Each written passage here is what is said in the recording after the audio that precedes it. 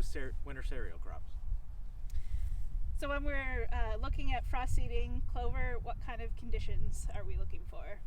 Yeah, so ideally this all would have started last fall, getting the weeds under control before we put our winter wheat in. If we have any winter annual weeds that came up, we would have controlled them in the fall. One thing we have to consider is once we get our clover spread on here, we don't have a lot of herbicides to turn to. Once you have clover here, you're really limited to either MCPA sodium or Buckner Lamb for herbicide options. Yeah. So those tough winter annual weeds we want to take care of previous to frost seeding. Yeah. So the next thing we want to consider is the how the stand is doing, how it survived the winter. In this field we have a great stand that was planted early last year. It came through the winter looking great. So we have a good, vigorous stand that's going to compete against that red clover and suppress that red clover so it doesn't fully establish while the wheat is here before harvest. Yeah, so that's one of the things that kind of holds people back sometimes from establishing red clover in their cereals is that that they're going to end up with a poor stand of clover. But even a poor stand can still give a good nitrogen return. So we're in a different winter wheat field here, late planted, poorly established, didn't have a chance before winter. This field, may not be a candidate for frost seeding red clover in. It's just not going to achieve the canopy to suppress the establishing red clover. We're going to have to get some nitrogen on here fairly shortly to encourage tiller development and help this field along and get established.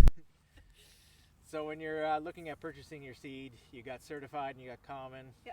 Should you be leaning toward a name variety or something else? I mean, most commonly you're going to use just a common clover seed, and that's going to do the job for you for sure. It's probably a price point. Definitely issue. A price point thing, yeah. So what kind of a seeding rate should we use going into the cereals? So for seeding rate, we want to be in that range of 6 to 12 pounds per acre of clover seed. Usually it's applied with a four-wheeler with a spinner spreader on the back, quite a small unit. Some of those four-wheelers that they use in Ontario will actually have a light bar in it so we can get our widths the correct distance apart so we're not doubling up too much. Other guys are using a fertilizer 3-point hitch spinner spreader. Some of those fertilizer applicators come with a kit that'll bring your rate down to the 6 to 12 pounds that we're looking for. So with a spreader on the back of a four-wheeler, you can really cover a lot of acres in a short amount of time. With a 20-foot spread width, you can do 1 acre in about 2 minutes. So it's a really fast operation to do. Yeah, so it doesn't have to be a huge time commitment to get out there. You go out early in the morning and fling it on and good to go. Yeah, it's certainly a lot easier to do this than with a drill in the middle of the summer when you're short on time in the middle of harvest, that's for sure. For sure. How about coated seed? So coated seed, if you're not familiar with it, has a layer of, it's usually a calcium product coating the seed. So that seed is now a little larger, so you have less seeds per pound at the end of the day. Usually we don't adjust the seeding rate for that difference in seed size when it comes to clover because we think that coating helps with the establishment of that clover. So at the end of the day you have just as many plants per square foot establishing as you would have with the naked seed. So when it comes to timing that application, what are you looking for? Yeah, so the ideal weather for frost seeding is maple syrup weather. So you think about you have the warmer days and the cool nights that are dipping down just below zero. You want to be able to travel on the field without rutting it up if you're using a heavier piece of equipment, but you also don't want it to be too cold either. Once you get down to about -11 or further than that, when you have bare plants that aren't covered in snow, you can actually injure those wheat plants at those temperatures. With the wheel traffic. Yeah. So when we're talking about red clover, what's our goal at the end of the day? How much clover do we really need to see in that stand?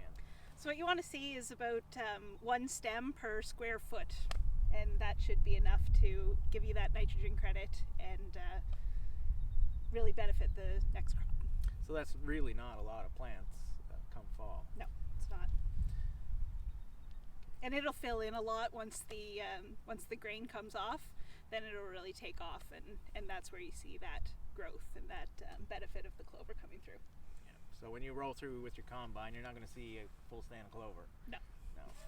It's relying on that fall period to fill in and take off during that period. It's going to be suppressed by the wheat canopy. Yeah, absolutely. That being said, there is going to be some differences between double cut and single cut red clover. So if you are if you are a little worried about it getting too vigorous and competing too much, then single cut would be the way to go. Yeah. So when we're talking about nitrogen credit for that next crop, how much are we looking at? How much of a difference is that going to make to the following corn crop? So if we hit our goal of 1 clover plant per square foot, you should be getting anywhere from 40 to 70 pounds per acre of nitrogen carried over to the next crop, which is quite substantial. Yeah, absolutely. Especially with when you can offset a little bit of nitrogen fertilizer with that credit. Yeah. So there's two things that corn loves, right? Corn loves soil structure, corn loves nitrogen. Yeah. And with red clover, you're getting them both. You have that nice fine root system that binds your soil together, and then you're getting the nitrogen credit as well. Yeah, absolutely. I mean, if you've got you've got a small stringy stand, then you're going to be on the lower side of that, 40 to 70 pound per acre nitrogen credit. But if you've got a really vigorous stand and lots of biomass, then it'll be on the higher end. That being said, there's not a huge amount of difference in that really, really vigorous stand and a slightly less vigorous stand. So really, when you're looking at the nitrogen credit, anything is an advantage, and it's worth it for what it does provide, even if it's on the lower end of that range. And of course, that can translate into a yield boost for the corn as well. So how much are we looking at for corn yield boost on corn? Yeah, so there's a lot of numbers thrown out there. Some of that work was done in Ontario or Wisconsin. Some of that work's been done right here. So on the low side, you're looking at 8 bushels an acre, which is roughly 400 pounds per acre. More corn yield, that's significant. I've seen it up as high as a half a ton per acre. So there's not many things you can do to that corn crop that's going to return you a half a ton per acre. Absolutely. So the yield advantage is quite significant. So a grower has to understand how the cover crop from the red clover integrates into his system. We have the winter wheat there. We want to fit in the red clover. We're going to rotate the corn next year. What are some considerations that we have to think about to make that whole system work? Yeah, so once you've harvested the cereals, you're left with kind of a stringy red clover patch, and that's a really great time to get your manure on.